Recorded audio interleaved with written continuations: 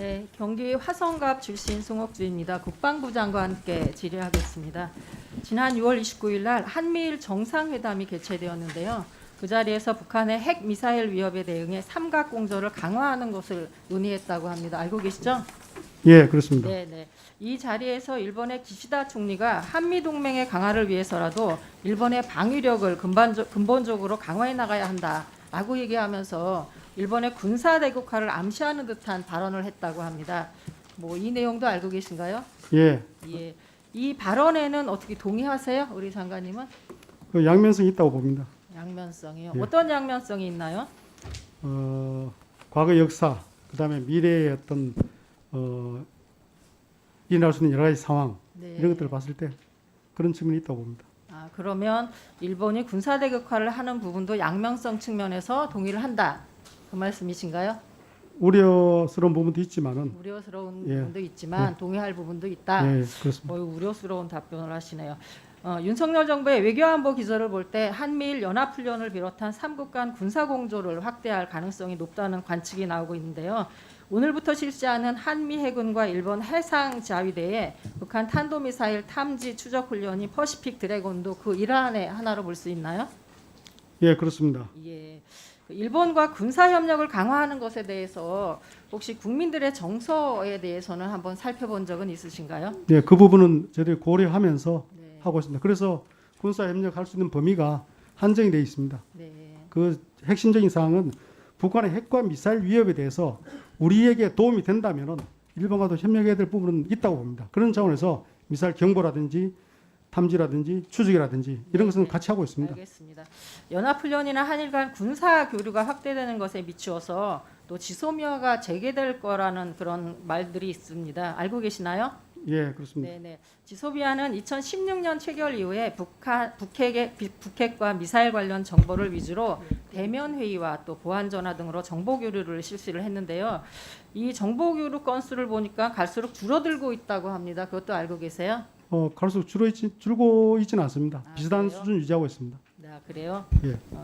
지소미아 외에도 다른 그 일본과의 정보 교류 채널이 있다고 합니다. 지소미아 체결 이전인 2014년 12월 29일 날 체결된 한미일 정보 공유 약정이 있는데요. 이걸 통해서는 군사 교류라든지 정보 교류는 좀 잘 안 되는가요? 그런 일반적인 형태의 정보 공유는 하고 있습니다. 네, 그것은 네. 뭐 여러 가지 어떤 사이버 영역이라든지 전반적으로 그 어떤 일반적인 정보에 대해서는 일반 협력하는 것은 그대로 유지가 되고 있습니다. 네. 그 지난해 10월 19일 보니까 북한이 SLBM을 발사를 했는데 발사 개수를 두고 한미 간의 발표가 상당히 엇갈렸더라고요. 일본 방위성은 2발이라고 발표를 하고 한국은 국방부에서는 1발이라고 발표를 했는데 나중에 국방부와 미 국방부에 확인해 보니까 1발로 밝혀졌습니다. 그리고 또 올해 6월 5일 날 북한이 탄도미사일 8발을 쐈는데요. 일본은 최소 6발이라고 했다가 5일이 지나고 나서 일본 방위성이 한국의 분석과 같이 8발이라고 그렇게 수정한 부분들이 있습니다. 미사일 탐지와 분석 차원에서 보면 일본 측이 문제점이 좀 많은 것 같은데 이렇게 문제점이 많고 미흡한 상황인데 군사교류를 하면 우리나라에 무슨 도움이 있을 것 같습니까? 아까도 말씀드렸지만은 어떤 형태 어디에다가 사기하냐에 따라서 일본이 그것을 탐지하는데 불리할 수도 있고 또 일본이 유리할 수도 있습니다. 지난번 8발이냐 6발이냐 그 미사일 발사는 네. 북한 측이 아주 단거리로 발사하기 때문에 일본 입장에서는 탐지하는데 불리한 입지에 있었고요. 또 반면에 반대의 경우는 알겠습니다. 같은 일본이 답변을 계속 하시니까 제가 마저 질문을 드리겠습니다. 한일 간 군사 정보 교류에 있어서 특히 일본의 군사 정찰 자산 및 대북 정보 탐지 능력 측면에서 우리 측의 군사 정보가 일본 측보다 매우 우월한 멀뚱한 정보를 생산하는 반면 일본의 정보 제공 수준은 상당히 낮다는 그런 의견들이 많습니다. 지소미아 보건이 북핵 대응 등의 정보 공유에 큰 영향을 미치지 못한 그 부분이기 때문에 한국 단독이라든지 아니면 한미 양국 교류만으로도 충분하다는 지적이 있는데 장관님은 동의 안 하시죠? 예, 한미일 함께 했을 때 지금 뭐 더 양면이 있다니까 고민을 하신다는 얘기시잖아요. 예, 함께 할 때 더 유리한 점이 답변은 있습니다. 들은 거로 하고요. 마저 질문을 하겠습니다. 2019년에 지소미아가 중단된 이유를 알고 계시죠? 일본의 예. 역사 왜곡과 독도 영유권 주장 그리고 일본의 수출 규제 등으로 인한 건데요. 지금 2022년 현재 이 관련된 부분들이 해소가 됐다고 보세요? 아직 해소가 안 됐습니다. 전혀 해소가 안 됐죠. 예, 오히려 더 심화되고 있는 것 같습니다. 일본 정부가 2022 방위백서를 냈는데요. 아직도 독도 영유권을 주장을 하고 있습니다. 무려 18년째 이 부분을 명시하고 있는데 이 부분 알고 계시죠? 예, 그렇습니다. 그래서 우리도 예. 독도 그 동해 영토 수호 훈련을 했던 겁니다. 네. 예. 그 영토 수호하는 부분들 말고 제가 확인을 해보니까 7월 22일 날 일본 정부가 이 방위백서의 독도 영유권 주장을 그 게재한 부분들을 확인하고 국방부의 국제정책관 육군 소장이시더라고요.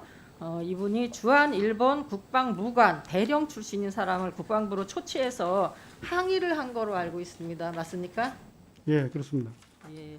그 저희가 보기에는 이 직급이 소장인 분이 주한 일본 국방무관인 대령을 초치하는 부분들이 뭔가 좀 약간 석연치는 않습니다. 이 부분이 혹시 윤석열 정부의 한미일 안보협력 보건 기조 가운데서 일본에 대한 저자세나 보여주기식의 대응이 아닌지에 대한 우려가 있고 걱정이 있는데요. 여기에 대해서 장관님 생각은 어떠세요? 그렇지는 않습니다. 이것은 무관이기 때문에 무관은 조치한 것이고요. 그다음에 외교 차원에서 또 별도로 그 항의를 하고 그렇게 하기 때문에 우리 국방부 차원에서 할 수 있는 것이 그였습니다. 그러면 주로 이렇게 할 때는 이런 대령 출신 무관을 그냥 초치를 해서 예. 항의를 하는 그런 게 관행처럼 되어 있나요? 외교 차원에서 별도로 한 것으로 알고 있습니다. 외교 차원에서 예. 따로 또 하고요. 이건 예. 국방부 차원이고요. 예, 네, 그 지소미아 재개 여부를 결정하는 데 있어서는 한일 간의 정보 교류의 실익이라든지 한미일이나 한일 안보 협력, 한미 동맹 관계 그리고 미래 지향적이고 호혜적인 한일 관계 개선 등 외교 안보적 측면을 종합적으로 고려해서 국익을 판단해야 된다고 봅니다. 제 생각에는 일본이 한국에 대한 파이트 리스트 복원이나 역사 왜곡 중단 등 조속한 신뢰 회복 조치를 위한 건설적인 태도 변화를 확인한 이후에 지소미아 문제를 공식적으로 검토하는 게 맞다라고 생각하는데요. 장관님 생각은 어떠세요? 예, 의원님 말씀에 유념하면서 일을 해나가겠습니다. 예, 송옥주 의원님 수고하셨습니다. 다음